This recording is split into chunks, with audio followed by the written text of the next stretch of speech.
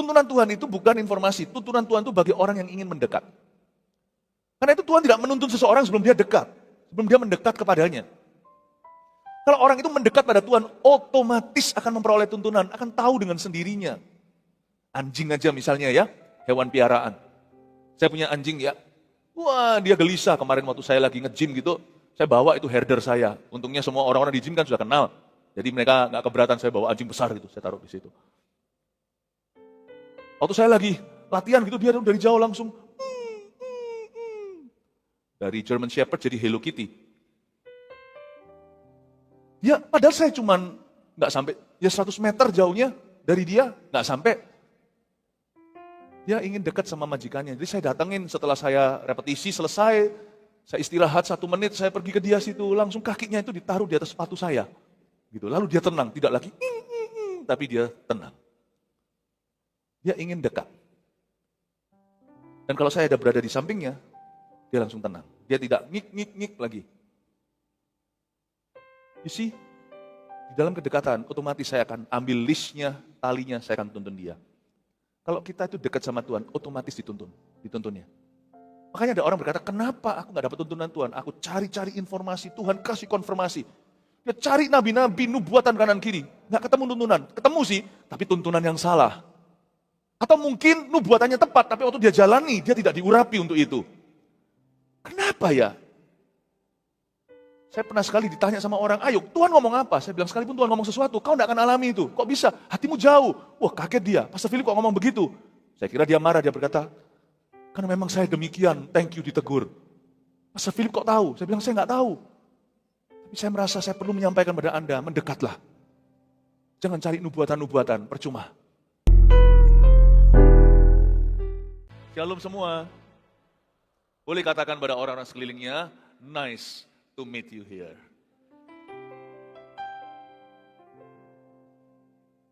Menyaksikan drama barusan, saya mengingat Tuhan Yesus. Yesus adalah kesetiaan Allah dalam hidup kita.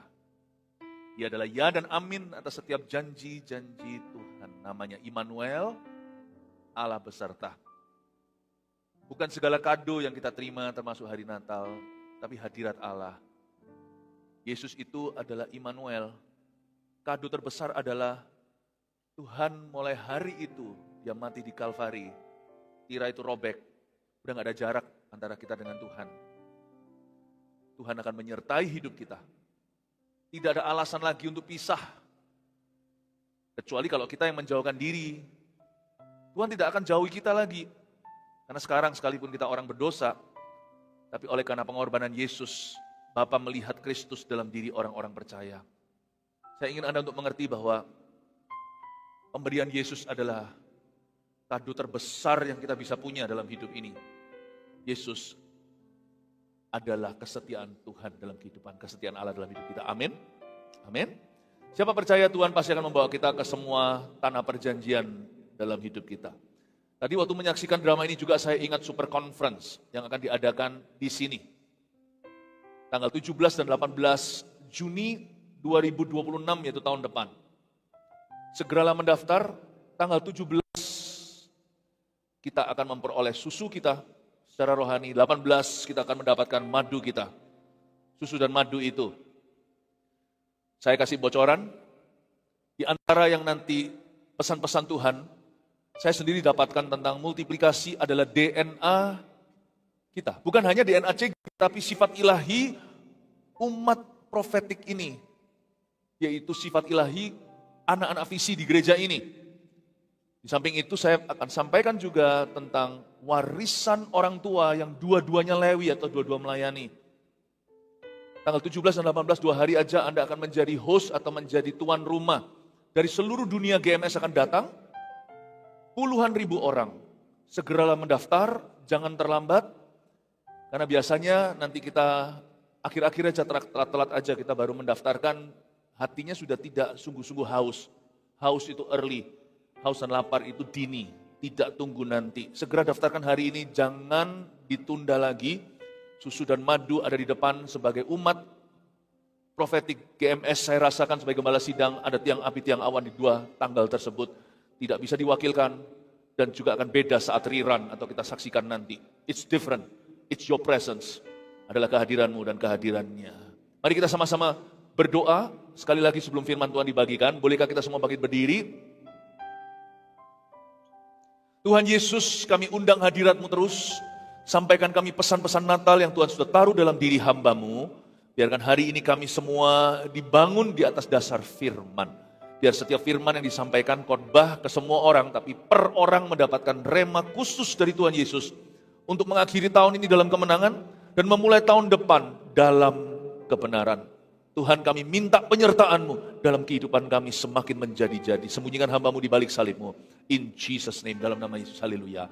Amin. Silakan duduk kembali. 3 kali hari ini kita akan mendengarkan firman Tuhan.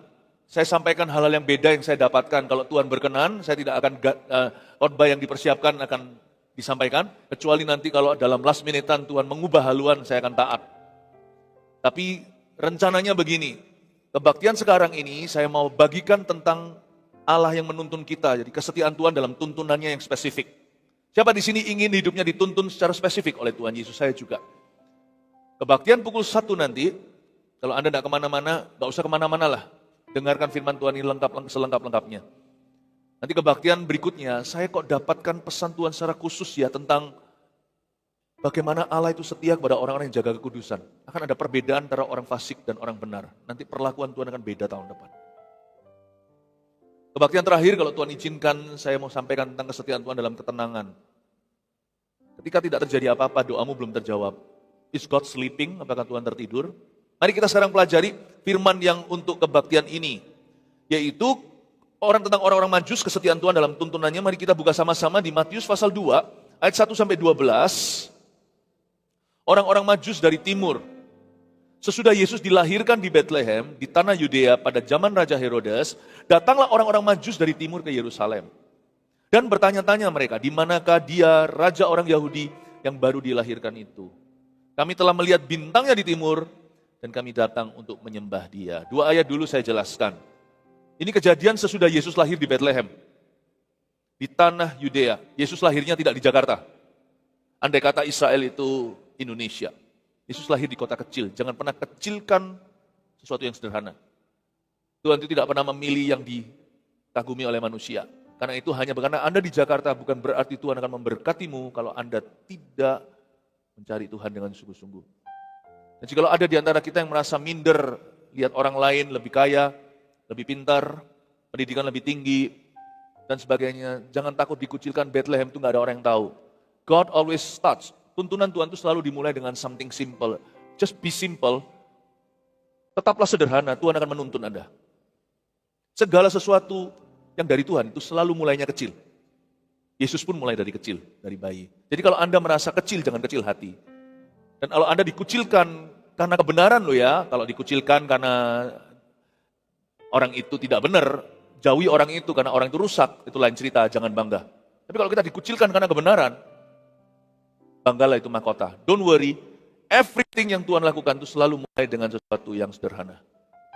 Makanya itu hati yang sederhana itu punya harapan, dia pasti akan dituntun Tuhan. Anda mau tahu apakah Anda masih punya masa depan penuh pengharapan? Cek hatimu. Hatimu masih simple enggak? Masih Bethlehem atau kagak? Kalau hati kita sudah langsung apa-apa, belum apa-apa langsung Yerusalem. Hati kita belum apa-apa, udah Kaisaria. Tempat yang gede itu Kaisaria itu diinvestasi oleh sang kaisar sendiri. Berarti tidak ada masa depan buatmu. You're on your own. Tuhan tidak menyertaimu. Immanuel tidak berlaku. Saya suka sekali ini. Yesus dilahirkan di Bethlehem itu powerful sekali berbicara. Bahwa saya tidak boleh kecil hati. Aneh Tuhan itu. Kenapa dia pilih Bethlehem, kota-kota yang bagus banyak kok dengan infrastrukturnya. Kenapa Bethlehem sih? Lanjut sedikit ya. Sesudah Yesus dilahirkan di Bethlehem di tanah Yudea. Pada zaman Raja Herodes. Coba katakan pada zaman Herodes. Pada zaman Herodes. Itu era kegelapan. Itu seperti misalnya orang yang hidup di tahun 1940-an. Itu seperti bilang begini loh di Jerman. Pada zamannya Hitler. Itu nggak bagus. Orang mungkin merasa, ya untung kita sudah tidak ada di tahun-tahun kelam itu. Siapa bilang? Tiap tahun hidup di dunia ini semakin kelam, karena dunia semakin jahat, kasih manusia semakin pudar, kejahatan silih berganti. Tahun depan saya prediksikan, saya tidak nubuatkan, nubuat itu firman, prediksi itu adalah logika. Secara logis ya, tahun depan akan lebih suram, lebih kelam. Gak perlu kita itu memikirkan ulang, karena firman Tuhan sudah peringatkan bahwa dunia ini akan semakin jahat. Jangan kita berangan-angan tahun depan lebih indah. Mingtian hui kan hao, besok lebih baik. Nggak tentu. Yang ada hanyalah keluputan. Yang ada adalah perlakuan Allah yang beda atas kehidupan seseorang. Itu penyertaan dan pembelaan. Itunya yang membuat beda. Bukan tahunnya. Mau tahun naga kayak tahun tikus, tahun kuda, tahun singa. Singa nggak ada sih. Tahun harimau. Mau bulannya itu bulan Scorpio, bulan Libra, atau bulan Cancer. Atau bulan, apalagi itu bintang-bintangan. Kalau saya sih September, saya Libra. Apapun itu juga, yang membuat perbedaan itu Tuhan. Bukan luck atau keberuntungan. Ini loh tadi, ini loh Yosua ini loh. Yosua ini, kelilingin tembok itu bukan 7 kali. Kalau kita baca lebih teliti. Itu 1 hari sekali, seperti orang minum obat, hari ke-7, hari Sabat, mereka kelilingin 7 kali. Senin sampai Sabtu 6 hari, plus hari terakhir itu 7 kali, 7 plus 6 sama dengan 13. Mereka itu kelilingi 13 kali, itu angka apes. Angka yang orang-orang hindari, Friday the 13th. Itu Jumat tanggal 13, Jumat Kliwon dan sebagainya. Itu kalau orang-orang Tionghoa, angka 4 itu dihindari. Mati. Gak ada bedanya. Yang membedakan itu Mazmur 91, karena hatinya melekat padaku, aku luputkan orang itu. Aku akan sertai dia dalam kesesakan. Bukan good luck atau bad luck. Good God, not a bad God. Saya ingin Anda untuk mengerti bahwa tuntunan Tuhan itu yang membuat segala sesuatunya beda nanti tahun depan. Itu yang membuat perbedaan. Bukan hal-hal lain. Zaman Herodes itu nggak ada yang bagus. Itu adalah era kegelapan. Dunia ini dalam kegelapan. Yang menjadi terang itu kita. Jangan ikut-ikutan. Zaman ini akan semakin edan atau zaman edan, tapi yang membuat benar itu orang-orang benar. Karena itu Bapak Ibu Saudara, do not believe, jangan percaya pada keadaan. Percayalah kepada Tuhan. Katakan kanan kirinya, kita punya Allah yang baik, a good God. Amin. Pada zaman Herodes datanglah orang-orang Majus dari timur ke Yerusalem. Berapa orang Majus kita nggak tahu. Bukan 3, nggak pernah Alkitab mengatakan 3, oke? Tapi ada beberapa orang Majus. Orang Majus itu bangsawan, mereka adalah orang-orang terpelajar. Ayat 2, dan bertanya-tanyalah mereka, di manakah dia, raja orang Yahudi yang baru dilahirkan itu? Kami telah melihat bintangnya di timur, dan kami datang untuk menyembah dia. Orang-orang Majus itu orang terpelajar. Sekalipun demikian, mereka tidak bisa menemukan Tuhan lewat pelajaran mereka. Mereka harus menemukan Tuhan dengan melihat ke atas, ke sorga. Tahukah bahwa pelajaran kita, pendidikan kita, tidak bisa membuat kita menemukan tuntunannya? Kita harus taruh textbook kita, manual kita, tinggalkan koneksi kita sementara. Jangan kita itu terus nonton berita. Ada waktunya itu eksklusif sama Tuhan. Tinggalkan dunia, masuk ke ruang doamu. Sebab tuntunanmu nanti datangnya bukan dari semua yang kau tahu, tapi seseorang yang kau kenal. Tuntunan orang-orang Majus bukan dari buku pelajaran. Sekalipun mereka itu belajar astronomi, tapi mereka juga nggak tahu, bintang itu tidak dalam kontrol mereka hanya ngikut. Tuntunan Tuhan tidak diletakkan dalam kepintaranmu, pengetahuanmu, gelar pendidikanmu. Dan juga tidak ada pada teman-temanmu. Oh, semua orang ke arah situ, aku juga akan ke sana. Sama-sama nanti orang buta menuntun orang buta, dua-dua jatuh ke selokan. Jangan ikut-ikutan. Sebagai orang Kristen kita punya hak untuk masuk hadirat Allah. Baik sendiri-sendiri maupun bersama seperti ini secara gereja untuk mendapatkan tuntunan ilahi. Seperti yang saya katakan tadi tentang super conference. Ada hal-hal tertentu yang tidak bisa dijelaskan. Nggak bisa diajarkan, Anda harus tangkap mentah-mentah. Anda harus tahu bahwa ada Tuhan dalam hal itu. Dan Tuhan sedang menuntun kita ke situ. Go there, don't think twice, jangan mikir 2 kali. Ada perkara-perkara tertentu itu yang Tuhan taruh dalam intuisi kita sebagai anak-anak Tuhan. Itu yang namanya mendengar suara Allah yang tidak bisa orang dunia punya. Orang dunia tidak punya nalar ini, mereka hanya punya kepandaian. Mereka hanya punya informasi, mereka tidak punya rema. Mereka tidak punya suara ilahi, karena hanya domba yang mendengar suara gembalanya. Hanya anak-anak Tuhan yang dengar suara Bapanya. Tapi segala tuntunan Tuhan selalu harus dimulai dari semacam ini, hati semacam ini. Di manakah dia, itu garis bawahi. Orang-orang Majus kenapa ketemu Tuhan? Karena mereka cari, karena mereka mencarinya. Kenapa orang Majus ketemu sama Tuhan Yesus? Karena mereka mencarinya, katakan karena mereka mencarinya. Yesus berkata apa? Seek and ye shall find. Carilah maka kau akan mendapatkan. Nggak cari, nggak dapat. Nggak minta, nggak peroleh. Nggak ketuk, nggak buka. Tuhan tidak jadikan kita robot. Kita bukan AI. Kita dicipta dalam gambar dan rupa Allah, berarti kita punya desire. Kita punya keinginan. Robot AI, ChatGPT semuanya itu pintar. Dia punya informasi dan dia bisa bandingkan informasi lengkap, tapi mereka tidak punya feeling. Tidak punya perasaan. Do you feel like seeking His face? Apakah kita merasa ingin, rindu, desire, kerinduan untuk mencari wajah Tuhan? Kalau kita tidak cari, kita tidak tanya, kita tidak akan ketemu. Tuntunan Tuhan hanya bagi orang yang rindu. Kalau orang merasa dirinya jago, pintar, percaya diri, gak perlu sama Tuhan, Tuhan gak maksa. Gak akan ketemu Tuhan. Then really my friends, you really need a good luck. Without God, you really do need a good luck. Tanpa Tuhan, Anda memang sungguh-sungguh butuh keberuntungan. Sehebat apapun orang, tanpa Tuhan dia tidak bisa berbuat apa-apa pada akhirnya. Di manakah dia? Saya suka sekali pertanyaan orang Majus. Where is he? Di manakah dia? Raja orang Yahudi yang baru dilahirkan itu. Mereka rindu bersama dengan raja itu. I just wanna be where you are. Dwelling daily in your presence. I don't want to worship from afar. Draw me near to where you are. Tuntunan Tuhan itu bukan informasi. Tuntunan Tuhan itu bagi orang yang ingin mendekat. Karena itu Tuhan tidak menuntun seseorang sebelum dia dekat. Sebelum dia mendekat kepadanya. Kalau orang itu mendekat pada Tuhan, otomatis akan memperoleh tuntunan. Akan tahu dengan sendirinya. Anjing aja misalnya ya, hewan piaraan. Saya punya anjing ya. Wah, dia gelisah kemarin waktu saya lagi nge-gym gitu. Saya bawa itu herder saya. Untungnya semua orang-orang di gym kan sudah kenal. Jadi mereka nggak keberatan saya bawa anjing besar gitu. Saya taruh di situ. Waktu saya lagi latihan gitu, dia dari jauh langsung. Dari German Shepherd jadi Hello Kitty. Ya, padahal saya cuman nggak sampai, ya 100 meter jauhnya dari dia, nggak sampai. Dia ingin dekat sama majikannya. Jadi saya datengin setelah saya repetisi selesai. Saya istirahat 1 menit, saya pergi ke dia situ, langsung kakinya itu ditaruh di atas sepatu saya. Gitu. Lalu dia tenang, tidak lagi, tapi dia tenang. Dia ingin dekat. Dan kalau saya ada berada di sampingnya, dia langsung tenang. Dia tidak ngik lagi.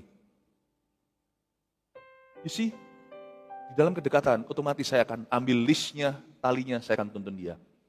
Kalau kita itu dekat sama Tuhan, otomatis dituntunnya. Makanya ada orang berkata, kenapa aku gak dapat tuntunan Tuhan? Aku cari-cari informasi, Tuhan kasih konfirmasi. Ya cari nabi-nabi, nubuatan kanan kiri. Gak ketemu tuntunan. Ketemu sih, tapi tuntunan yang salah. Atau mungkin nubuatannya tepat, tapi waktu dia jalani, dia tidak diurapi untuk itu. Kenapa ya? Saya pernah sekali ditanya sama orang, ayo Tuhan ngomong apa? Saya bilang, sekalipun Tuhan ngomong sesuatu, kau gak akan alami itu. Kok bisa? Hatimu jauh. Wah kaget dia, Pastor Philip kok ngomong begitu? Saya kira dia marah, dia berkata, karena memang saya demikian, thank you ditegur. Pastor Philip kok tahu? Saya bilang, saya nggak tahu. Tapi saya merasa saya perlu menyampaikan pada Anda, mendekatlah. Jangan cari nubuatan-nubuatan, percuma. Sekalipun nubuatan dari Tuhan, bukan Anda lah orang yang akan dipilihnya nanti. Mendekatlah dulu. Where is he? Di mana dia? Kata orang Majus. Dengan dekat, otomatis akan dituntun. Bagaimana saya gandeng istri saya, kalau istri saya tidak ada di samping saya? Bagaimana kami bisa gandengan? Untuk saling menuntun, untuk saling membimbing, untuk dituntun, harus ada di samping. Makanya ada ayatnya, Tuhan ada di samping kananku, siapa? Dengan apakah? Terhadap apakah aku harus takut? Kepada manusia, siapakah?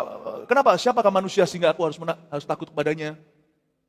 Bapak Ibu Saudara, akhir tahun ini mendekatlah pada Tuhan. Mulailah tahun depan itu dengan mendekat dulu.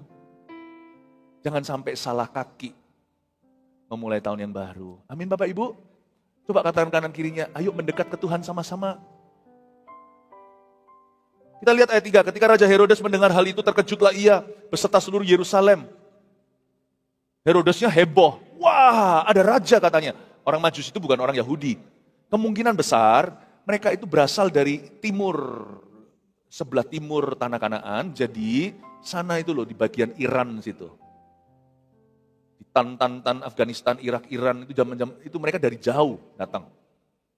Maka dikumpulkannya semua imam kepala dan ahli Taurat bangsa Yahudi, lalu, perhatikan ini, lalu dimintanya keterangan dari mereka di mana Mesias akan dilahirkan. Ternyata Herodes juga cari kebenaran. Yesus kan jalan kebenaran dan hidup. Herodes juga cari tapi motivasinya salah. Selain itu, Herodes cari pakai cara dia. Kita sih kepingin punya tuntunan, tapi kita bergantung pada kekuatan manusia.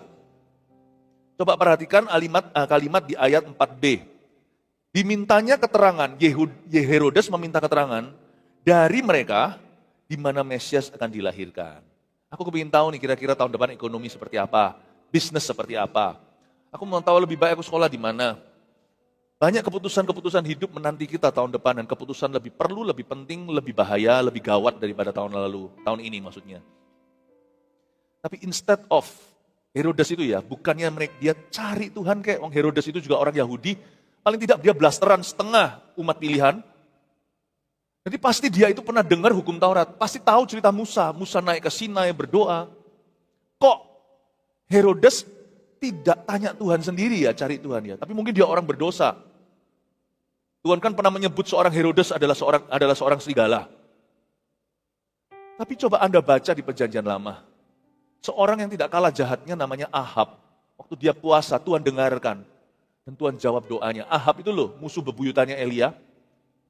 Tuhan itu jagonya ditemui orang berdosa kalau hati mereka itu mau beres. Tuhan itu tidak pernah cari orang benar, tapi cari orang berdosa untuk bertobat. Pertanyaan saya, ayat 4. Herodes itu kenapa tanya kanan kiri? Bukannya dia cari tahu sendiri dari Tuhan dan merendahkan hati, dan bukannya dia cari di hukum Taurat. Kenapa kita kalau mau dapat tuntunan dalam kehidupan kita yang bisa membawa pada kemenangan dan keberhasilan, kenapa kok kita nggak cari Tuhan? Kenapa kok kita tidak look into the scriptures, kita tidak cari firman? Itu bolak-balik ayat Alkitab, Anda tidak akan temukan suara Tuhan kalau hatinya salah. Tapi kalau hatimu mau beres sama Tuhan, dan tulus mau mengerti, mengenal kebenaran, Anda buka halaman Alkitab, tidak mungkin Tuhan silent, Tuhan tidak mungkin Tuhan tidak berbicara. Orang yang buka Alkitab belum baca, itu seperti sudah bilang sama Tuhan, halo Tuhan, hai Tuhan. Gak mungkin Tuhan tidak jawab. Tuhan tuh gak pernah sama orang tulus itu kalau kita WA dia, itu cuma centang 2. Dibaca ada birunya, lalu gak ada balasan. Tuhan kita itu very humble. Selalu kalau kita WA sama Tuhan istilahnya, pasti yang nanti terakhir kasih begini kayak atau apa kayak itu Tuhan, bukan kita. Makanya ini sedikit tips ya bagi anak-anak muda kalau sampai WA sama orang tua atau lebih senior dari Anda. Pastikan yang terakhir GBU itu Anda, bukan dia. Tuhan itu selalu yang terakhir kalau WA sama kita. Kalimat terakhir, emoji terakhir itu dari Tuhan. Gak mungkin Tuhan itu gak ngebales dia, gak mungkin. Gak mungkin Tuhan itu tidak akan jawab doa kita. Tapi Herodes memang gak mau sih cari Yesus. Dia mau dapat tuntunan tapi tidak datang ke Tuhan. Tidak datang sendiri. Dia mau dapat tuntunan tapi gak carinya di firman. Dia cari dari siapa? Dia cari dari para pakar. Kira-kira para pakar di dunia bilang apa? Dia cari dari human wisdom atau hikmat-hikmat manusia. Kompasnya dia itu orang, dunia, bukan Tuhan dan firman-Nya. Jadi kompasnya di situ. Sebenarnya ya, orang gini kasihan loh. Sebab semua pakar juga pakar. Setiap manusia juga cari sesuatu. Mereka hanya bisa mereka-reka atau kira-kira. Buktinya, Herodes sangat bergantung dari orang Majus untuk menemukan Tuhan. Tapi orang Majus sendiri pun bergantung pada Tuhan untuk menemukan Tuhan, untuk menemukan tuntunan. Lucunya Herodes itu cari orang Majus, kira-kira menurut kalian, menurut ilmiah, menurut riset, menurut opini, menurut polling, menurut tarik suara, dengan kita mengumpulkan suara, kira-kira sebagian besar rakyat berkata apa? Orang-orang Majus kan orang-orang pintar. Menurut media, masa, kira-kira arah ekonomi kemana?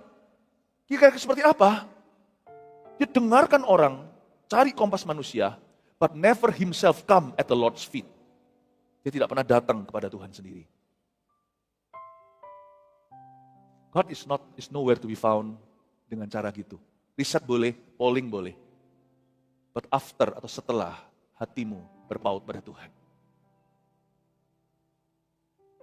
Herodes ini terlalu sombong untuk merendahkan hati dan berkata, Lord, I don't know anything, aku tidak tahu apa-apa. Sebenarnya ya, semua orang di dunia ini juga nggak tahu. Sungguh nggak tahu. Orang dengan siapa kau gantungkan imanmu itu juga nggak tahu kapan dia mati. Kapan dia kena sakit. Makanya gereja itu bukan kumpulan orang yang merasa diri lebih benar, lebih hebat, lebih tahu. Gereja adalah tempat di mana orang merendahkan hati, cari wajah Tuhan lagi. I want to teach you to be humble. Saya pun belajar terus untuk merendahkan diri di hadapan Tuhan. Saya tidak sok tahu dan merasa diri lebih tahu. Tapi saya beritakan apa yang saya kenal. Untuk kita sama-sama jalani. Firman yang kita dengar untuk sama-sama kita lakukan. Kita semua pasien. Tidak ada seorang pun yang guru. Kalau kami mengajari sebagai guru, itu hanya sebagai suatu urapan yang Tuhan titipkan untuk kami teruskan. Dialah maha guru. Dialah pakar dengan P huruf besar. He knows everything. Dia tahu segala sesuatu. Tapi jangan harap dia beritahukan kepada kita segala sesuatu yang kita mau tahu. Kita nggak tentu ready, kita nggak tentu siap. Apa yang kita boleh tahu hari ini, pertanggungjawabkanlah. Apa yang kita bisa tahu, segala informasi yang Tuhan beri, kembangkanlah. Jangan tuntut lebih daripada kapasitas imanmu. Herodes menyedihkan sekali.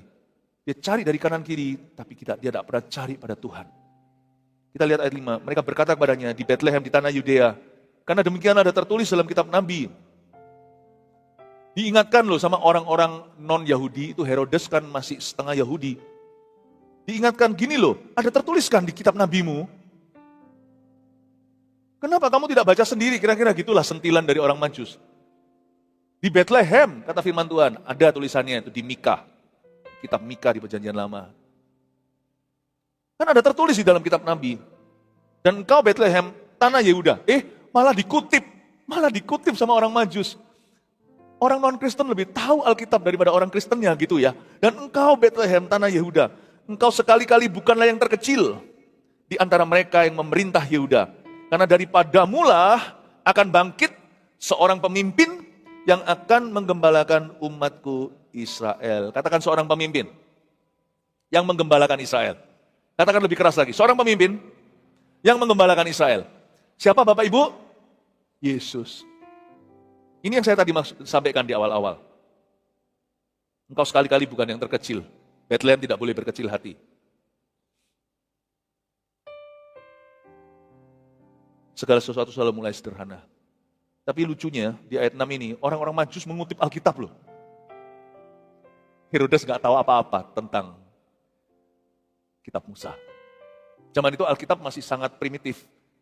Yang ada hanyalah kitab Torah, yaitu Kejadian, Keluaran, Imamat, Bilangan, Ulangan, dan kitab-kitab Nabi-Nabi itu Yoel, Mika, Nahum, Habakuk, segala, sampai Maleaki. Tapi orang Majus lebih tahu Alkitab. Ini orang yang notabene Kristen harusnya. Seolah ya, seperti zaman ini seperti orang Kristen. Tapi ternyata hanya KTP-nya. Engkau sekali-kali bukan yang terkecil, dia kutip. Lalu dia sebut bahwa Yesus itu seorang pemimpin yang akan mengembalakan umatku Israel. Saya mau memperkenalkan kepada Anda seorang Yesus yang bukan hanya juru selamat. Seorang Yesus yang bukan hanya raja di atas segala raja, Tuhan di atas segala Tuhan, anak Allah. Tahukah Anda bahwa Yesus juga adalah pemimpin hidupmu? Mau tahu nggak kenapa dia bisa menuntun kita? Karena dia adalah pemimpin jiwa kita. Dia sudah ada di depan. Karena Yesus tidak lagi tinggal di Nazaret, tidak lagi berkeliaran di Yerusalem secara fisik seperti zaman dulu di Galilea. Yesus ini sudah dalam kemuliaannya, kembali pada kemuliaannya setelah dia menanggung penderitaan hina di kayu salib untuk kita. Dia sekarang menjadi the resurrected Lord atau Tuhan yang sudah dibangkitkan. Tahukah bahwa Yesus tidak tinggal di dalam masa kini, masa lalu atau masa depan? Bagi dia, masa kini, masa depan, masa lalu itu nggak ada. Dia hanya tinggal di dalam kekekalan. Artinya, dia sudah ada di masa depan kita. Dia ada di masa lalu kita. Dia ada sekarang bersama dengan kita. Saya bisa aman dipimpin oleh seseorang yang tidak dikekang dengan waktu, karena dia maha tahu. Jesus is my leader. He's my ultimate leader. Tanpa dia, saya bisa mati berdiri memimpin hidup orang lain, memimpin di hidup sendiri nggak bisa. Yesus itu pemimpinku. Start seeing him as your leader, as your greatest leader. Mulai lihat Yesus sebagai your greatest leader atau pemimpinmu yang terutama. Dia adalah pemimpin. Sekalipun Yesus bukan hanya seorang nabi, tapi Yesus pernah berkata dalam sebuah perumpamaan ketika dia ditolak di Nazaret, seorang nabi tidak dihargai di rumahnya sendiri. Yesus juga seorang nabi. Ada tidak ada nubuatan hari ini? Saya terima. Ada tidak ada nabi manusia yang berbicara demikianlah firman Allah? Saya tahu dia tetap adalah nabi utama dalam hidupku. Dialah kompas yang kuperlu. Firman-Mu, firman-Mu pelita bagi kakiku, terang bagi jalanku. Tahu nggak Alkitab ini Kejadian sampai Wahyu? Itu nubuatan tanpa Anda harus pergi ke siapa-siapa untuk cari nubuatan. Firman-Mu pelita bagi kakiku, terang bagi jalanku. Waktuku bimbang dan hilang jalanku, tetaplah Kau di sisiku. Dan takkan ku takut asal Kau di dekatku, besertaku selamanya. Yang bisa nyanyi sama saya yang tahu lagu ini, like firman-Mu pelita bagi kakiku, terang bagi jalanku, terang bagi jalanku. Lihat saya ya, ini Alkitab saya nggak ada lampunya, tapi secara rohani ada. Saya jalan itu, firman itu ada di kaki saya, nuntun jalan saya kanan, kiri. Dan firman ini dengan sendirinya adalah nubuatan dalam hidup saya, menuntun saya ke arah yang saya tahu, ke jalan yang tidak pernah saya lalui. Firman yang akan menuntun saya dalam kehidupan family life, dalam karir saya, dalam pelayanan, urusan gereja ini karena saya pendeta. Firman ini yang menuntun saya. Dan firman itu saya kasih bocoran, pelita bagi jalan itu bukan supaya kita itu nginep di situ. Jalan kita dikasih terang itu supaya mobil kita melaju. Firman itu selalu bawa kita maju ke depan. Terang Tuhan itu untuk menerangi jalan kita di depan. Tidak pernah firman itu bawa kita ke belakang.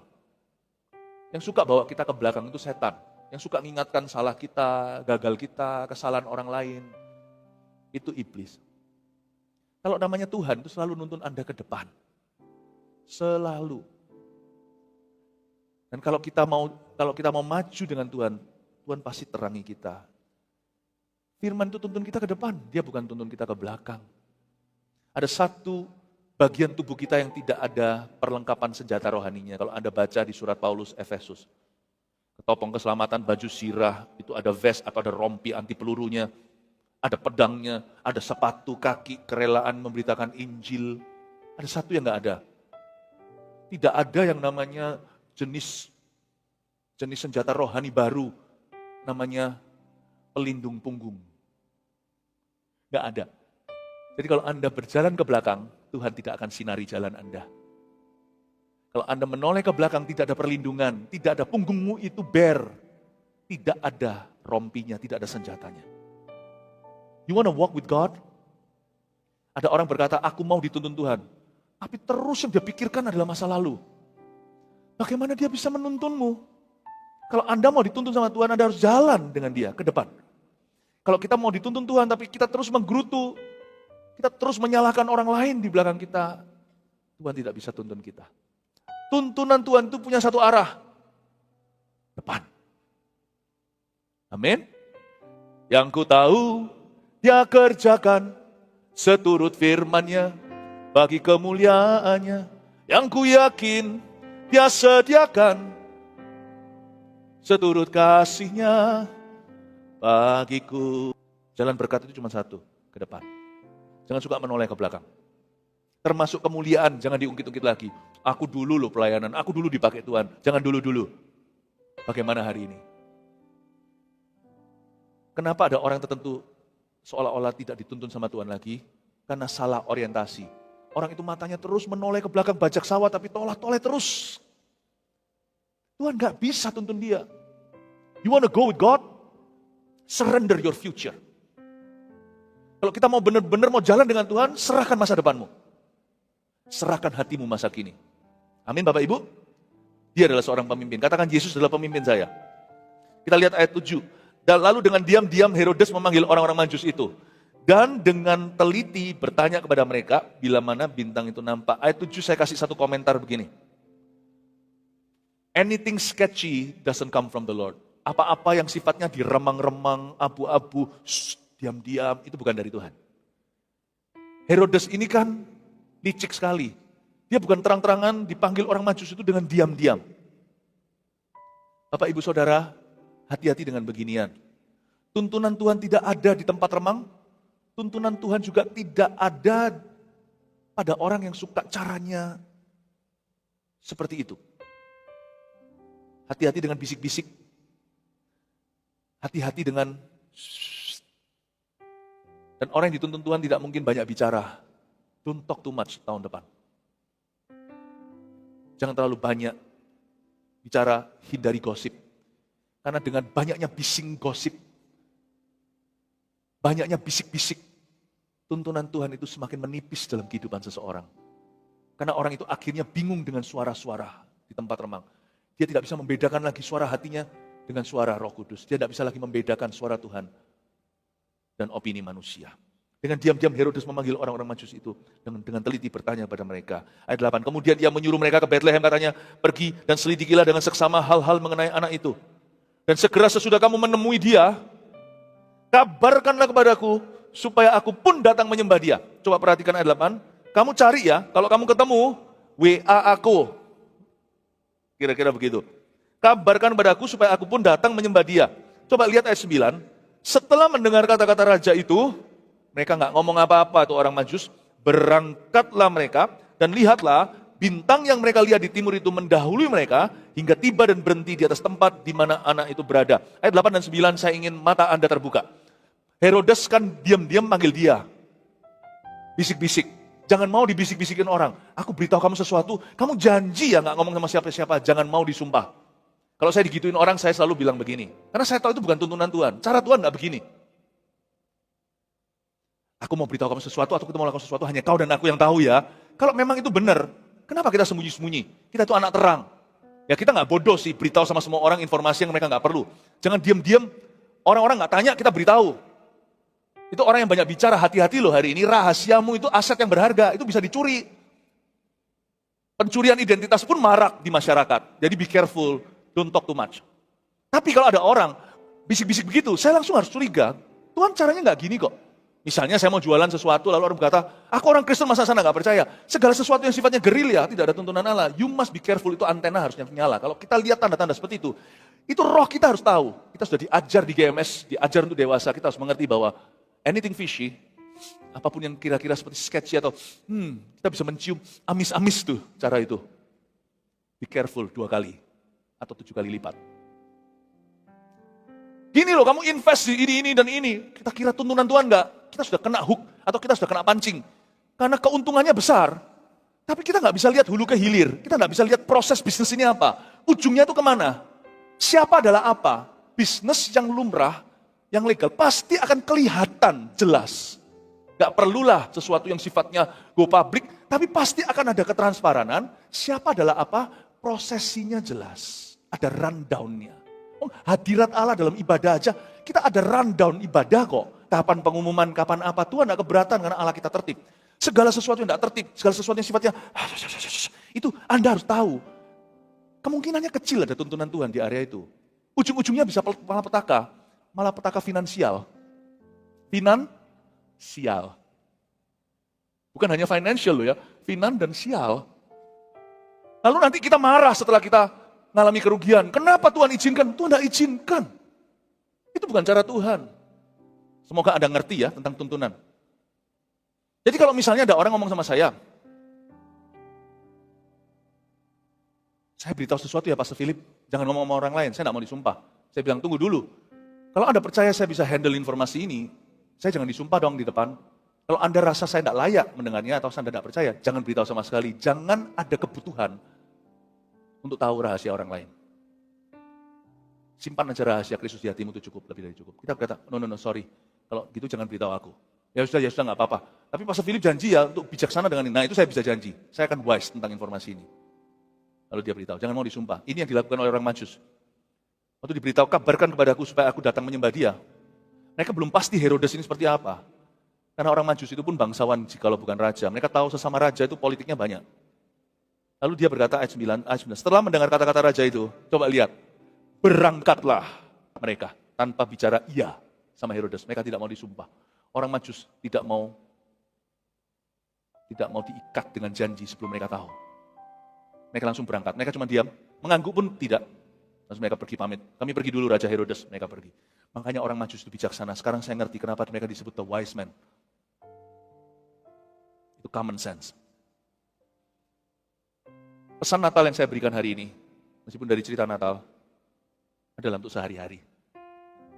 Apa yang saya sampaikan ini bisa menyelamatkan seorang dari menikahi orang yang salah, dalam kongsian dan bisnis yang salah, investasi yang salah. Saya harap tahun depan itu open heaven sungguhan atau langit terbuka. Hidupmu semakin diberkati dan jadi berkat. Tidak kecolongan, tidak terjebak. Haleluya. Siapa diberkati Tuhan? Angkat tangan. Sebentar lagi saya selesai, hanya sisa 2 ayat. Ketika mereka melihat bintang itu, sangat bersukacitalah mereka. Wow, mereka sangat bersukacita. Detik di mana Tuhan yang Maha Kuasa lihat orang Majus tidak terjebak, Tuhan kirim bintang. Luar biasa enggak?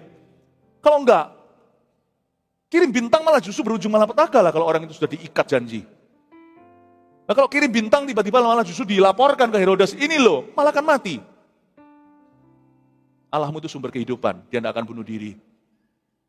You see why God doesn't invest in someone's life? Kenapa Tuhan tidak investasi hidupnya, dirinya dalam diri seseorang? Karena orang itu tidak dituntun, orang itu gegabah. Orang itu tidak dituntun sama Tuhan. Untuk Anda bisa menjaga Tuhan dan rumah tangganya, Tuhan harus pastikan Anda herder sejati. Anda bisa mendengar, Anda melihat dia dan patuh. Itu akan nanti kebaktian berikutnya saya jelaskan, kepatuhan. Kenapa orang yang hidup kudus itu disertai, beda dengan hanya orang yang diampuni. Ayat berikutnya, dia bersukacita ya, wah senang sih ya kelihatan bintang. Maka masuklah mereka ke dalam rumah itu dan melihat anak itu bersama Maria, ibunya lalu sujud menyembah dia. Mereka pun membuka tempat harta bendanya dan mempersembahkan persembahan kepadanya, yaitu emas, kemenyan, dan mur. Ujung tuntunan Tuhan itu bisa gampang kok, sudah terprediksi. Ujung tuntunan Allah itu terprediksi. Gak ada orang yang dituntun Tuhan berakhir kesurupan. Gak pernah saya lihat. Gak pernah orang itu dituntun Tuhan, bisnisnya merugi, itu gak pernah. Karena urusan bisnis loh ya. Kalau tiba-tiba terjadi huru hara apa segalanya, kalau malapetaka seperti Ayub terjadi, itu sudah di luar jurisdiksi manusia. Dia nggak ada salahnya, dia hidup benar lalu. Tapi itu pun pasti ada maksud Allah yang lebih tinggi di dalamnya. Tapi nggak pernah ada orang dalam bisnisnya dituntun Tuhan, itu lalu habis itu tali bulat. Orang Surabaya bilang tali kusut. Nggak pernah. Nggak ada orang yang pelayanan itu ujungnya itu burnout, itu nggak ada. Itu kalau dituntun Tuhan itu nggak akan gitu. Pasti ada something wrong di dalam caramu mengelola emosimu sendiri dan perkataan. Gak pernah saya lihat ujung tuntunan Tuhan itu buruk. Ujung tuntunan Tuhan itu selalu adalah, ini dia, emas, kemenyan, dan mur. Ujung-ujungnya itu, ini happy ending. Ujung-ujungnya itu selalu ada sebuah kehidupan yang menyembah. Jadi berkat buat orang lain. Dan karena diperingatkan dalam mimpi ayat 12, supaya jangan kembali ke Herodes, maka pulanglah mereka ke negerinya melalui jalan lain. Ayat 12 ini saya sisakan untuk saya khotbahkan nanti di Surabaya. Tanggal nanti di Surabaya untuk Jumat kita di Mother Church. Berkatnya reroute. Berkatnya untuk ganti rute. Jangan marah kalau Tuhan ganti rutemu. Jangan-jangan kita marah sama Tuhan, kecewa sampai sungguhan diizinkan itu rute maut. Di situ Herodes sudah menunggumu dengan parangnya. God is so good kalau dia mengalihkan perjalanan kita tidak sesuai ekspektasi kita. 3 poin sini, bawa pulang ke rumah. Tapi jangan pulang dulu, masih ada ibadah berikutnya. Makan dulu ya, tapi nanti habis ini ya. Orang-orang Majus kesetiaan Tuhan dalam tuntunnya. Number 1, Tuhan menuntun mereka yang mau terus bergerak. Mau tahu nggak kenapa orang Majus itu dituntun? Karena mereka maju. Saya suka kata Majus, saya bukan coba untuk konek-konekkan. Orang Majus itu untuk saya ingat, karena dulu saya lebih ngerti, saya lebih baca Alkitab di bahasa Inggris zaman dulu waktu saya sekolah. Majus, oke, majus. Majus tak gentar. Ini orang banyak ya. Mengapa mereka dituntun Tuhan? Yang ini maju, majus. Semua maju. Tuhan tidak akan tuntun orang yang mau stagnan. Keadaanmu stagnan itu lain hal. Tapi kalau hatimu stagnan, tidak ada tuntunan. Tuhan hanya menuntun orang yang mau gerak sama dia. Waktu mereka gerak, bintang di depan. Kalau mereka berhenti, Tuhan pun akan berhenti. You see, my friend. Kalau kekristenanmu itu stagnan by pilihan, oleh karena pilihanmu, Tuhan tidak akan menuntunmu tahun depan. Kita akan menjadi pengemis surga yang terus cari-cari satu lagi suapan roti. Satu suapan roti itu bagi beberapa orang mungkin hanya satu suapan berlian. Saya tidak kagum dan Tuhan tidak akan mengagumimu. Kehidupan seperti itu hampa sifatnya. Anda mencari promosi, mencari jabatan, mencari uang, mencari harta dunia, mencari popularitas. If that's all about you, then you're the shallowest person I know. Kalau itu saja tentang dirimu, maka Anda adalah orang yang paling dangkal yang pernah saya kenal. Tuhan hanya menuntun mereka yang mau maju. Kalau Anda datang ke gereja dan berkata, aku tidak puas hanya menjadi jemaat biasa. Tadi yang angkat tangan, welcome home, yang baru pertama kali datang. I'm warning you, saya peringatkan. Di gereja ini, Anda pasti akan dikoyak untuk sampai jadi murid Tuhan. Makanya GMS bukanlah a church for everyone. Tapi a church for everyone who wants to be serious with God. Gereja ini bukan gereja untuk semua orang, tapi gereja untuk orang-orang yang mau serius dengan Tuhan. Serius bukan berarti tidak bercanda. Serius bukan berarti semuanya wajahnya serius banget. Enggak. Penuh dengan canda di sini. Tuhan punya selera humor yang besar atas hidup kita. Tapi in your heart, kita semua mau maju. Aku tidak akan berhenti sampai aku jadi saksi Kristus yang hidup di tempat kerjaku. 2. Tuhan menerangi langkah selanjutnya, bukan seluruh peta. Jangan kita menuntut untuk tahu segala sesuatu sebelum waktu. Yang Tuhan lakukan pada orang Majus adalah waktu mereka maju itu selangkah demi selangkah, setapak demi setapak. Waktu mereka ketemu Herodes, bintang itu hilang. Setelah mereka dilihat di situ, mereka bisa dipercayai dengan informasi dari Tuhan dan mereka bijaksana membedakan orang mana yang perlu tahu, mana enggak. Jangan sampai jadi orang yang tahu sedikit informasi lalu menyebar ke semua, lalu merugikan dirinya. Dan Tuhan kalau bisa melihat kita, bisa dipercayai di setiap fase hidup kita, Tuhan tambahkan tuntunan. Tuhan tidak menerangi pelita di kaki itu, tidak menerangi seluruh jalan. Tapi Tuhan terangi setiap langkah. Tuhan juga terangi seluruh peta. So don't worry, you don't need to know everything next year. Tidak perlu tahu segala sesuatu tahun depan untuk Anda melangkah dengan iman. Saya puas jalan sama Tuhan. Asal sama Tuhan loh ya. Saya puas tahu sebagian. Saya ulang, saya puas tahu sebagian, tidak perlu tahu segala sesuatu. Tiap langkahku, ku tahu Tuhan yang pimpin. Bisa Tuhan yang pimpin atau yang Tuhan pimpin, beda artinya. Tuhan yang pimpin itu tahu seluruh hidupku Tuhan yang pimpin. Yang Tuhan pimpin saya bisa bedakan. Saat saya taat, saya melihat kemuliaan. Saat saya kurang taat, saya belajar dari kesalahan. Poin 3. Ujung tuntunannya ialah, ini dia. Orang Majus berakhir di rumput hijau air tenang. Karena mereka jalan di jalan yang benar. Ujung tuntunannya ialah, nggak ada ya? Adakah? Oh iya sih. Hidup yang penuh sukacita. Hati mereka dipenuhi dengan sukacita. Suka memberi, suka menyembah. Saya nggak keberatan jadi orang kayak gini. Penuh sukacita, suka memberi orangnya. Berarti saya pun tidak akan kekurangan karena Tuhan sumber berkatku. Dan suka menyembah Tuhan. Amin.